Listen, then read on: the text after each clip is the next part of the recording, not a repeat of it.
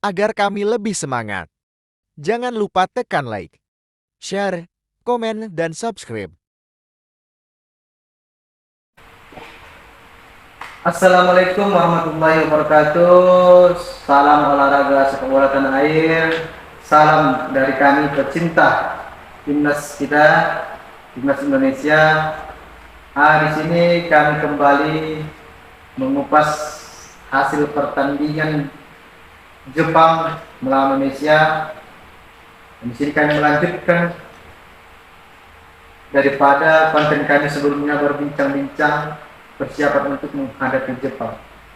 Jadi konten sebelumnya sudah dijelaskan juga bagaimana ya menurut pendapat kami yang harus dilakukan oleh Sintayong menggunakan formasi bagaimana, cara bermain bagaimana, dan ada pilih-pilihannya untuk bagaimana untuk bisa ya dapat memenangkan lawan Jepang minimal imbang agar kita dapat lolos ke melewati babak penyisian dan berharap agar dapat peringkat 3 terbaik ya, peringkat 3 terbaik sehingga kita bisa lolos ke melewati babak penyisian. Namun apa daya ya, kita bukan seorang pelatih ya, kita bukan seorang ofisial, kita hanya pengamat ataupun supporter ataupun pecinta sepak bola tanah air.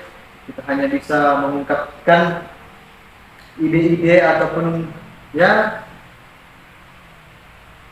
bagaimana caranya untuk memperbaiki Indonesia, namun kita kan hanya bisa melakukannya di media daring.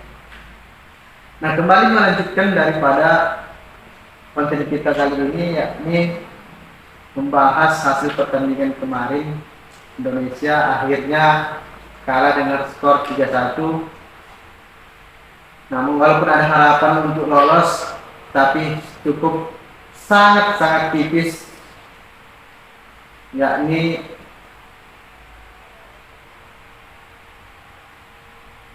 harus melalui tergantung daripada negara lain, yakni negara Bahrain, Kyrgyzstan juga.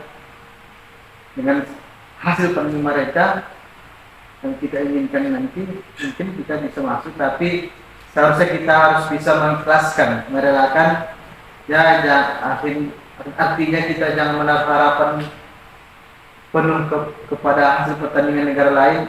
Kita harus bisa move on ya dari Piala Asia. Jadi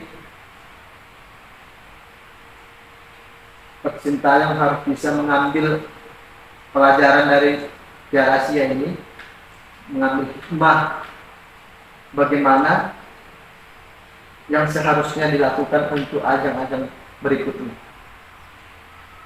Nah, kita ketahui timnas Indonesia kita ya adalah tim yang termasuk pemain muda ya, tim pemain muda di ajang Piala Asia. Namun itu tidak suatu alasan mengapa kita bisa tersingkir dari Piala Asia ya, itu tidak suatu alasan.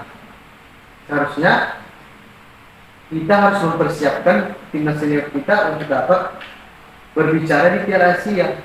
Jangan kalau kita kalah memberikan alasan-alasan seperti itu ya.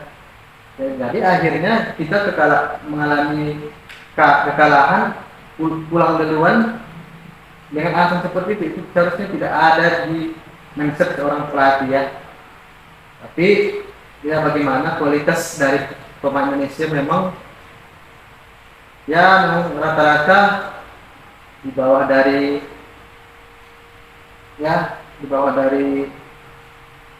level yang tinggi.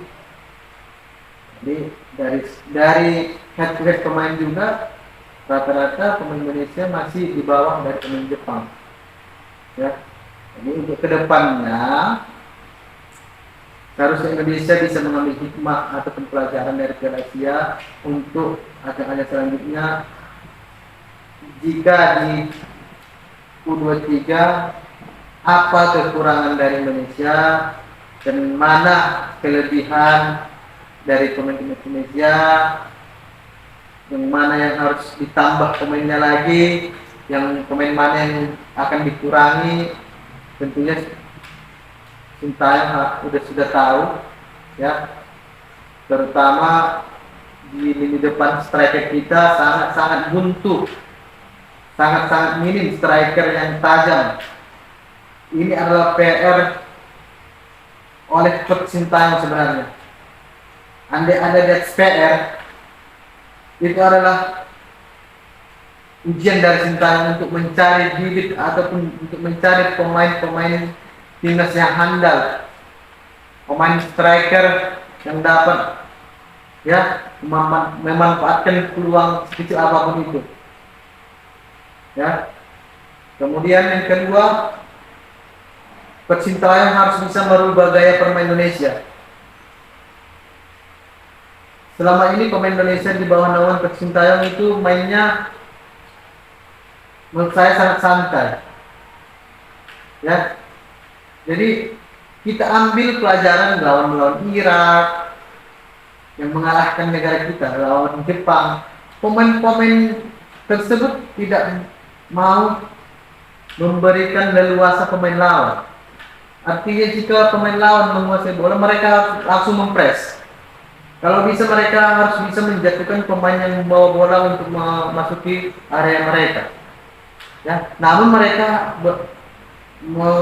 menjatuhkan lawan itu memang bukan di tempat-tempat area yang berbahaya. Artinya mereka sangat berpikir sebelum melakukan tindakan keputusan, sehingga tidak merugikan tim mereka sendiri. Nah, jadi kita harus mengambil hikmah pelajaran yang dilakukan tim negara besar di atas kita, level di atas kita. Jangan lagi setelah mengalami kekalahan di Piala Asia, di under juga nanti ada jajaran yang berikutnya, begitu juga mainnya. Jadi tidak ada perbaikan ataupun evaluasi atas kekalahan sebelumnya. Ya, jadi gaya permainan Indonesia itu seharusnya setelah mengalami kekalahan di Piala Asia ini melakukan penyerangan bertubi-tubi, berkali-kali. Harus bisa mengupayakan penyerangan kepada tim lawan. Apabila tim lawan menguasai bola, itu harus selalu di-press, secepatnya di-press. Ya, artinya pemain Indonesia harus fighting. Ya, itulah pemain sepak bola yang dinantikan pecinta sepak bola Indonesia. Harus bisa menampilkan permainan yang menarik, yang semangat. Coba kita lihat pemain Jepang, pemain Irak. Ketika mereka bermain dengan negara manapun, mereka sangat pemain berupaya untuk mematahkan serangan lawan. Artinya, ketika lawan menguasai bola, pemain Irak dan Jepang itu sangat berusaha untuk mempres bagaimana agar pemain lawan tidak bisa memasuki garis pertahanan dari negara mereka tersebut. Ya, pemain timnas Indonesia tidak boleh membiarkan pemain lawan untuk masuk ke 16. Ya, jadi dengan cara itu negara lain tidak bisa menyerang kita dengan leluasa. Kalau kita hanya menunggu kesalahan dari lawan, ya kita diserang-serang terus. Saking seringnya kita diserang, pasti akan kebobolan. Jadi bagaimana caranya? Kita harus selalu press. Ketika kita dikuasai lawan, kita cepatnya press. Bagaimana kita harus bisa menguasai kembali balik bola tersebut, sehingga menghasilkan permainan yang menarik. Ya, kita pun sebagai pecinta sepak bola dapat melihat ya upaya-upaya pemain itu yang semangat, sehingga kita pun melihat dapat menaruh harapan yang baik terhadap pemain Indonesia. Nah, itu yang kedua yang harus diperbaiki para pelatih tim Indonesia. Saya tidak hanya mengatakan untuk kecintaan saja. Siapapun pelatih timnas Indonesia, baik itu timnas senior, under 23, 19, 15, ya, Jadi kita ambillah pengalaman ataupun gaya pelatih-pelatih yang terbaik di luar negeri sana, pelatih-pelatih yang internasional. Saya paling ingat itu apa yang pernah disampaikan oleh coach Pep Guardiola di awak media, ya. Coach tersebut mengatakan ketika pecinta yang melatih itu selalu mengatakan bahwa kepada pemain-pemainnya agar melakukan penyerangan dan melakukan press secepatnya ketika tim mereka dikuasai oleh tim lawan. Ya, kenapa? Karena pertahanan terbaik itu adalah suatu penyerangan. Pertahanan terbaik itu adalah melakukan serangan. Jadi tidak ada lagi pertahanan yang baik itu untuk menunggu bertahan di bawah banyaknya. Tidak. Tapi pertahanan terbaik itu adalah melakukan serangan. Sehingga tim lawan tidak bisa melakukan serangan. Bagaimana mereka melakukan serangan? Karena pemain kita selalu menyerang. Ya. Itu yang disampaikan oleh Pep Guardiola di awak media yang pernah saya dengar tempo lalu. Jadi dimanapun Pep Guardiola melatih tim klub, pasti gaya permainan seperti itu. Ya, ada saatnya menunggu itu ketika tim kita itu sudah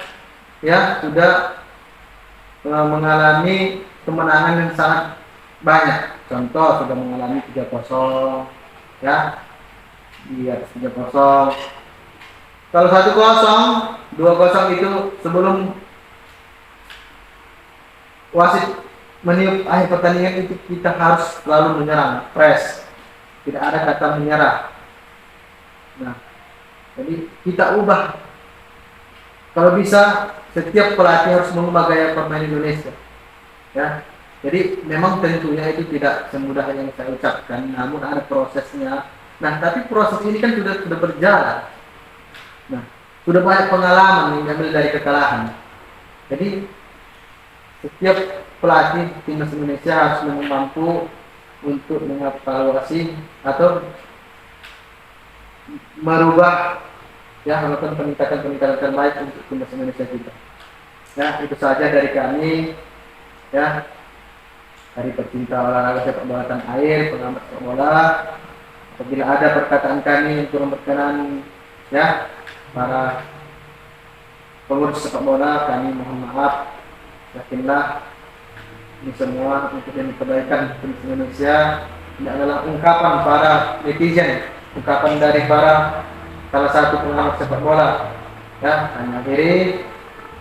Assalamualaikum warahmatullahi wabarakatuh. Salam olahraga sepak bola tanah air. Salam timnas Indonesia.